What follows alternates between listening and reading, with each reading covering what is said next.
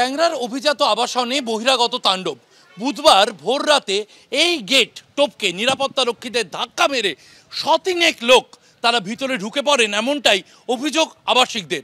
এবং এই যে ব্লক 5, সেই ব্লক 5-এর 1 থেকে 10 তলা পর্যন্ত উঠে যান বহিরাগতরা।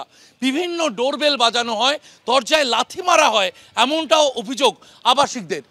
স্থানীয় সূত্রে যা জানা যাচ্ছে, ঘটনার সূত্রপাত রাতভর ফুটবল খেলাকে কেন্দ্র করে।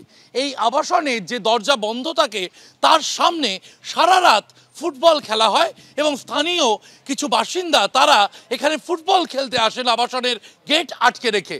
আবাসনের আলো পর্যন্ত জ্বালিয়ে রাখতে হয়, এমনটাই অভিযোগ আবাসিকদের।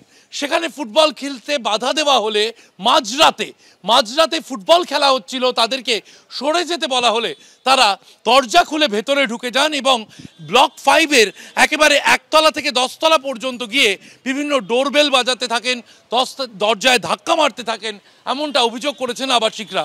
বুধবার ভোর রাতে এই ঘটনা যখন চলছেন তখন নিরাপত্তা রক্ষীরা তারা ট্যাংরা থানায় খবর দেন। ট্যাংরা থানায় খবর দেওয়া হলে পুলিশ কর্মীরা আসেন, পরিস্থিতি তখনকার মতো সামাল দেওয়া হয়। বুধবার সন্ধ্যায় এই আবাসনের আবাসিকরা খ্রিস্টবার রোড অবরোধ করেন, কারণ তাদের অভিযোগ এই ঘটনা বছরের পর বছর চলছে, নানাভাবে উত্ত্যক্ত করা হচ্ছে এই আবাসনের আবাসিকদের। বুধবার রাতে এই মর্মে তারা ট্যাংরা থানায় লিখিত অভিযোগ দায়ের করেছেন। লিখিত অভিযোগ করা হয়েছে। ঘন্টার পর ঘন্টা পেরিয়ে গেলেও এখনও অধরা অভিযুক্তরা।